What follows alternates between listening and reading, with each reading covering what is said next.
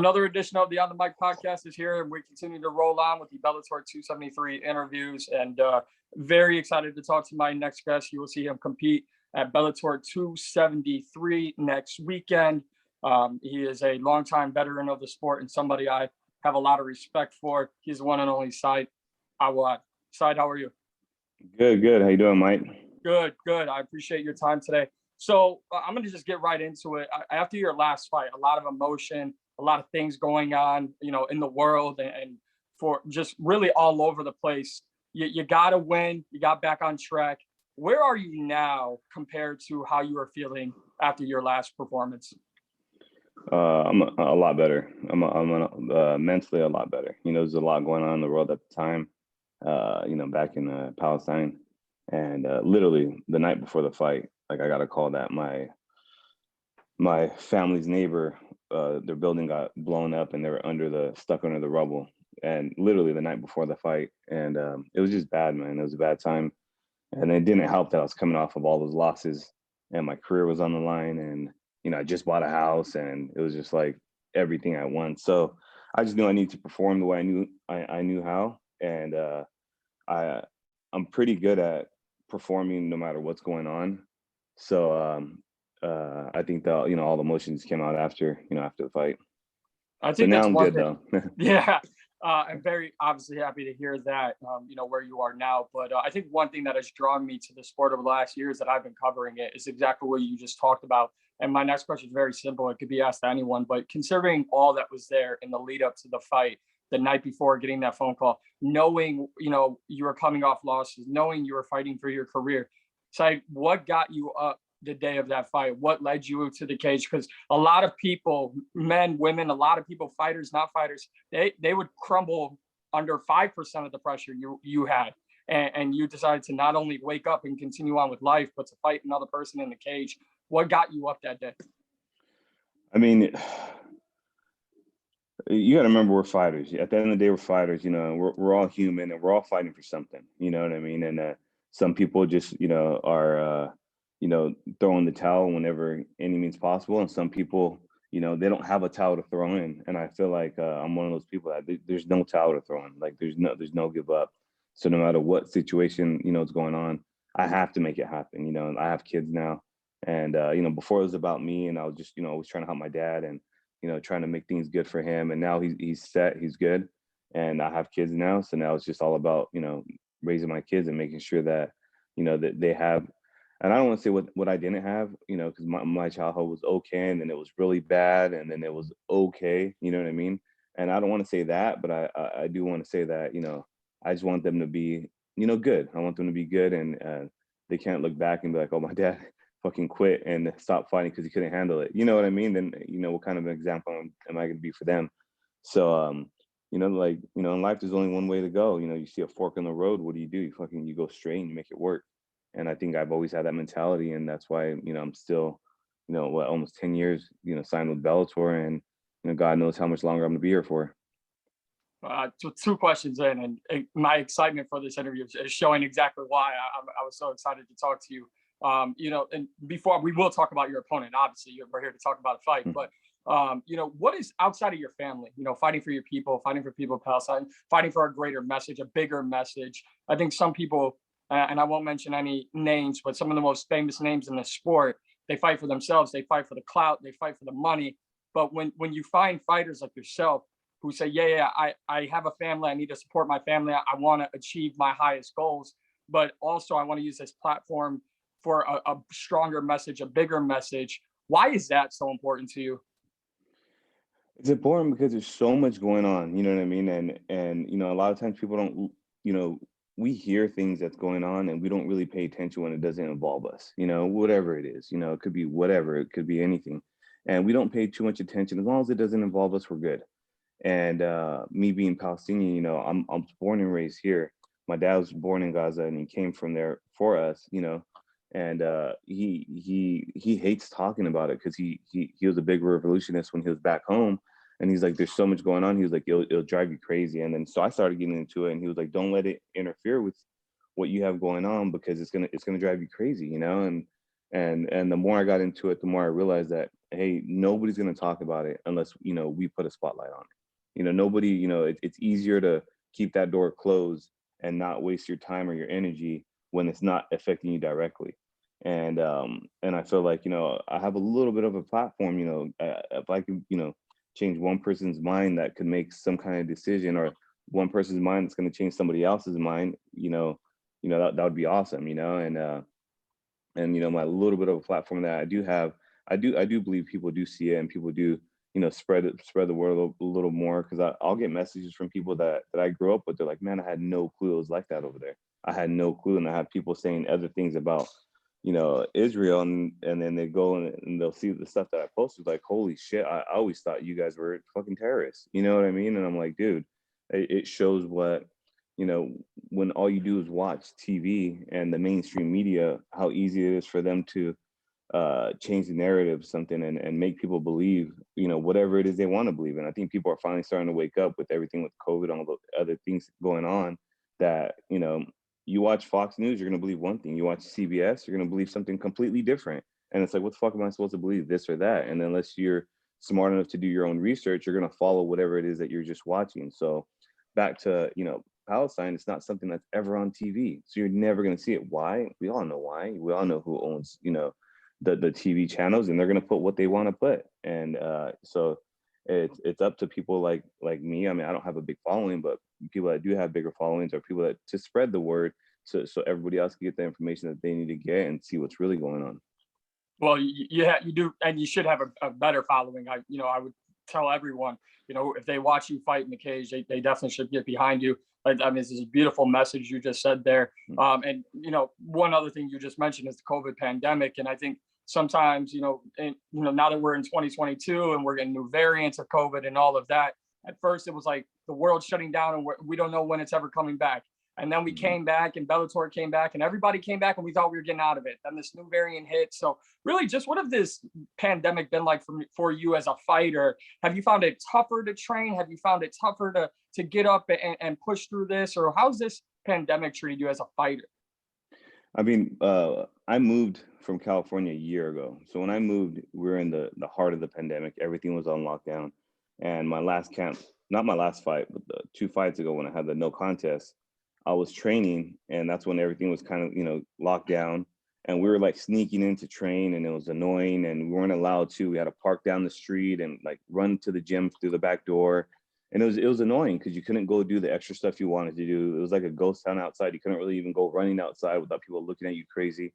And as soon as I moved here, it was like nothing. I moved here a year ago when everybody was still in lockdown in California. It was nothing. Everything was normal. We were still training. And I was like, dude, it just shows what, government, how they can influence, things that's going on. I'm not saying that, anything's wrong about fake about the COVID, but it's just, I think when you're pushing other things, you're able to control the narrative, and that's what they're doing for their own their own reason. Like, I mean, we're not on lockdown. I'm fucking still alive. You know what I mean? When I was there, I was on lockdown. I felt like I was sicker when I was there because we weren't getting out of the house. And I think if anything, it just lowered everybody's immune system from keeping them in for the past year. And now it's showing, because I feel like everybody's getting sick now, literally all the time. Why? Because you spent a year in the house. You spent a year on lockdown. And anyway, that's beyond the fact. But here it's been easy. Things have been open. My gym's been open. We've been training full time. Somebody gets sick, coach says stay home, and it is what it is. And you stay home for a couple of days, and as soon as you test negative, you come back to the gym, and it's kind of how it's been. And everybody's been able to train. You see guys, disappearing for a couple of days. You kind of know why. Okay, maybe they got sick. Get better, get back, and that's it. Yeah, if that message can resonate with anyone about the pandemic and being locked down, it's me. When it started in 2020, I was living in New York City, or the New York City area. Now I'm in Chicago, and it's not as much, but I was in the heart of it to start. So I definitely agree with all the things you said there. But talking about the move, what has that been like for you? Moving and finding new gym and all that. How's that been like for you? It's been fucking amazing. It's been amazing, man. I mean, like, people don't realize how good change is. Everyone gets so comfortable living their day-to-day lives, and they're so afraid to make big change. You have this job, you worked on it for 30 years because you're afraid for change, and you're like, oh no, I'm gonna work up till I get this, and next thing you know, you're fucking 70 or 60 and you're retired, and then you fucking die. You know what I mean? And you're like, man. And if you ever talk to an old person, you ask them what they regret. They regret, not taking chances. That's the only thing they'll really tell you. Like, unless they lived a great life, but most of them say the ones that worked their whole life and then retired, they'll say like, I regret not doing this, or I regret not taking a chance and doing that, switching things up. So, we took a chance. We bounced on everyone. We moved out of California, came over to Texas, and I moved out here not knowing anybody, like literally not one person. And my wife didn't know anybody. We just wanted good schools for my kids, and we wanted schools with good academics, good sports, and we found a little town out here we wanted a little bit of land, and we wanted it to be close enough to drive to the gym. I flew out one day. I met the coach. I trained there one day. We talked for about 45 minutes. I was like, this is where I need to be. After our conversation, I didn't even train yet. We just had a conversation for about 45 minutes. I was like, this is where I need to be. I trained, and I saw how hard he pushed everyone, how hard he pushed me that day. And I was here for 3 days. I left putting my earnest money down on a house to build. Went back to California, was stuck in the fucking pandemic for 9 months, I think, or 8 months. I was stuck. We got locked down the week I came back. And we were on lockdown the whole time, and then finally they finished building the house, and I packed all my shit and bounced. And it was the best decision I've ever made. The people, I don't know if I necessarily consider myself media, but those on this side, we're not supposed to have favorites. But man, you don't have a bigger fan right now if they're talking to you. And I'm mad at myself. This is the first time we're talking. And you got back in the win column in your last fight. All things considered, just from a fighting perspective, what was it like to get that green W back on your record, and now knowing that you've got more fights in your future here, and especially the one we're about to talk about? It was the best fight of my life, man. I mean, you could see it looking from the outside, just being in the situation situation I was in, and imagine how I felt, And it's like my career was on my career was on the line. I just bought a house. In my head, I'm the best fighter in the world. So to have those losses, it's like, what the fuck's going on? Like, I need a reset. I need to change something. And I think that probably helped, my move. Cause I was like, fuck, maybe, it's not, now that I think about it, that could have been something that was in the back of my head. Like, dude, I need a fucking major change. And that was my major change that I needed. And now I feel like my head's back on. I have a great coach, Coach Saad Awad. We call him the general for a reason. He's been fixing everything that I've done wrong. Since the second I walked in, he's like, I don't know how the fuck you got this far in your career fighting the way you fight. And he's blatantly honest, And there's a bunch of mistakes that I would make. And he was like, thank God you're tough, because I doubt you would have won a lot of these fights if you weren't as tough as you were. And he's right. He's right. So the second I came there, we started working on a bunch of things. Like I feel like he started me all over. I started working on basics all over again, working on 1, 2, just little things that I would do, put my head forward before I would throw a punch. It was just little things that most people wouldn't notice, besides the obvious things that people noticed that I was doing wrong. You know what I mean? So we started with the little things, and we moved to the, obvious things, and we've been working up until yesterday. The little things I was doing wrong is yelling at me, And I think it's awesome, because it made me a student again. It made me enjoy the sport again. It made me, enjoy learning again. And I feel like I've been getting better every day since I've been here. And, I owe it to him. I definitely owe it to him. And the least I could do is go out there and get him a win. And I know that's going to make, me happy, make him happy, and be able to move on and see where I go from here. I absolutely love Coach Saad Awad, and he's got a great, team down there at Fortis MMA. Veteran of the sport, you mentioned 10 years with Bellator. Before I ask you about your opponent, what are those 10 years been like for you? And business is booming in Bellator over the last couple of years. I want to ask you about the rankings panel. I know how you feel about that, but what does it feel like being 10 years with Bellator? It's good, man. It's really good. Everyone there is cool.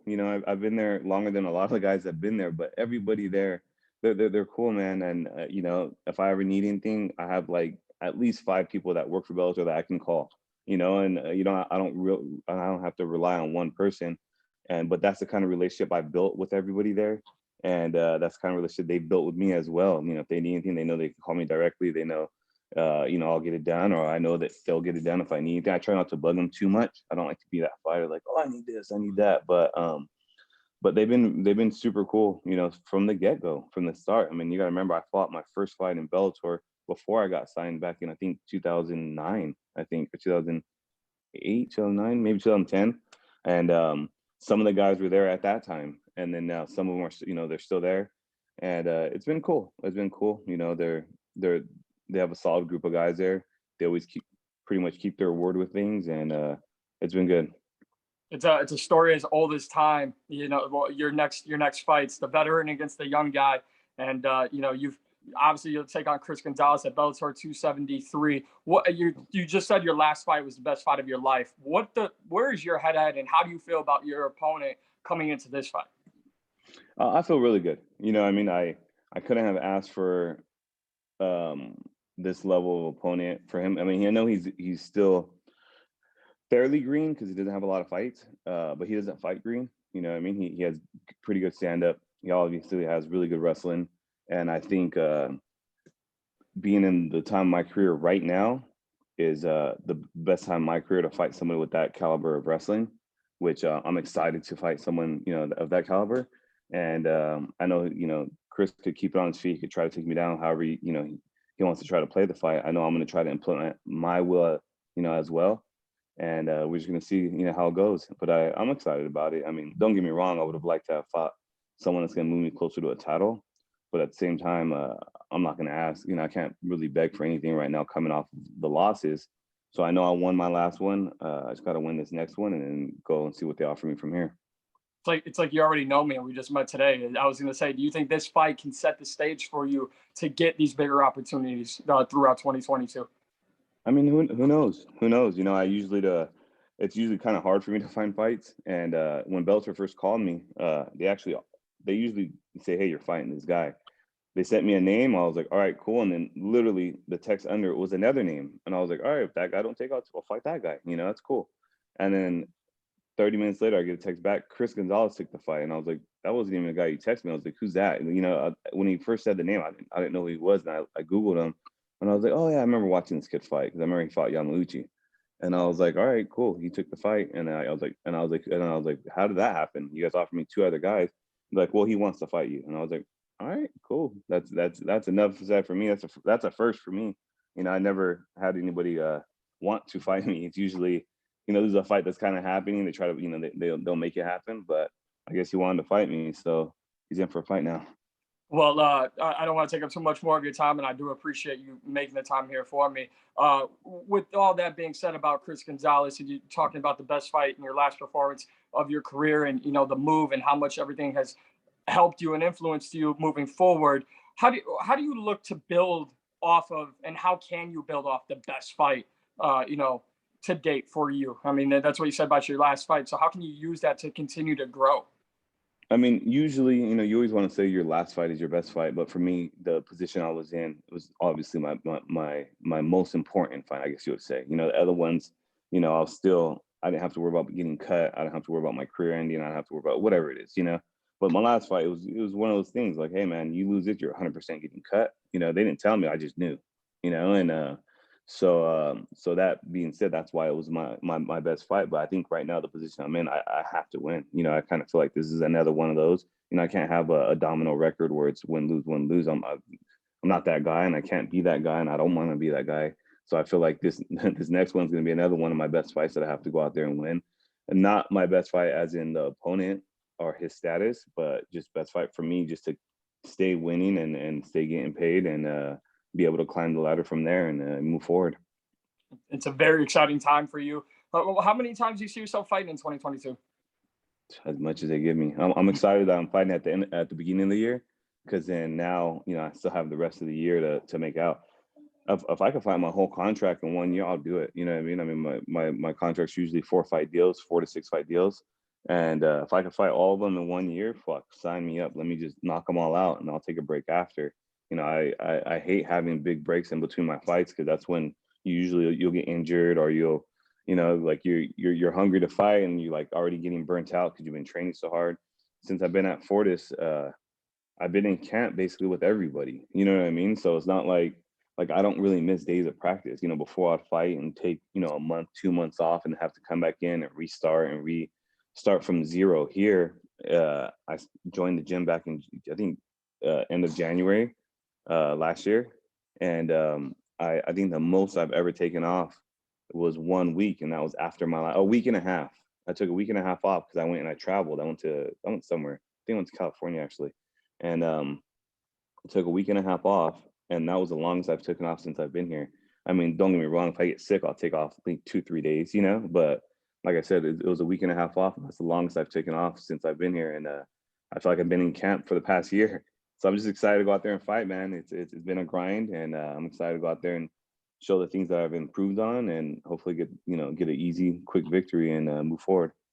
Two more here for you, and a side fun one here. At first, being at Fortis MMA, I got to ask, as someone who played basketball his entire life, what did you think of Deron Williams' boxing pro debut? I know he said he's going to go sit his old ass down somewhere, but I thought it was the best part of the whole Jake Paul, Tyron Woodley weekend, because I've been always trying to tell football players that basketball players are tougher. But what did you think of Deron Williams in the boxing ring? Man, I thought it was awesome. I thought it was awesome. I mean, you gotta remember he's a basketball player. He's not a fighter, but at the end of the day, he's an athlete. You know what I mean? There's a reason why he's as good as he was, because he has it up here. You know what I mean? A lot of guys, they could be good athletes, but they don't have it out here. You see them crumble in a basketball game or in a fight or wherever it is. And that dude definitely, he has it up there, and his best friend is the best coach in the world. You know what I mean? Coach Safe, at the end of the day, he's the best coach in the world. He's trained off and on with him here and there. And for this camp, coach implemented it in his head that how he's going to win. He's never coached a boxer before. And you got to remember, Frank Gore came out of what's his name's corner, where they had, he just won the title against Teofimo Lopez. He came out of that gym. So he had a world-class trainer training him. And for him to pretty much get handled by someone that's, doesn't even train out of a boxing gym, it shows the level of the level where we're at, or the level where the coach is at the gym. The coach knows how to make adjustments. He knows what to do to win, and that's his whole thing, is he knows what to do to win, no matter who the fuck you are, what you're training for, or where you're trying to go in the sport, or who you're fighting. And that's why a lot of the guys win fights that we probably shouldn't, or we actually, I think we lose fights we shouldn't, because I don't think we should be losing at all. And he's built up some really good guys. He's built up some guys that aren't that great and made them really good. So there's a reason why the gym's as good as they are. And I give it all to the coach. You could definitely tell there's a lot of Fortis MMA when he had Frank Gore going through the ropes, up against him, falling down. The aggression from Deron Williams was amazing. I absolutely loved it. Last one here for you. And again, I really appreciate your time, and hope I could have you back on the show in the future. No, what should we expect from you at Bellator 273? I mean, you're just going to expect pressure. I'm going to come out there. I'm going to fight the way I know how to fight. And I'm fighting to win. There's not going to be any I'm not going to fight on my heels at all. No matter where the fight goes, I'm going to be ready for it. If I get a takedown, I get a takedown. I like to take him down. I think I'll, fuck with him a little bit if I go out there and take him down. But God knows what's going to happen. I mean, maybe that's my game plan. Go out there and go wrestle the guy. Maybe my game plan is to fucking throw high kicks. I don't know. But when I do go out there, I'm going to do some ninja shit, and we're going to see what's going to happen. Well, you'll never catch me asking for a game plan, but I will tell you, I think everything that you fight for, everything that you stand for, it's a beautiful message, and I commend you on that, because a lot of fighters won't have it in them to put themselves second, and besides putting their family first, they wouldn't put a bigger picture ahead of them, and I commend you for doing that. I wish you all the best at Bellator 273 when you take on Chris Gonzalez on January 29th. Saad Awad, thank you so much for your time. Thank you so much, man. It was great talking to you, Mike. Hopefully I'll talk to you soon.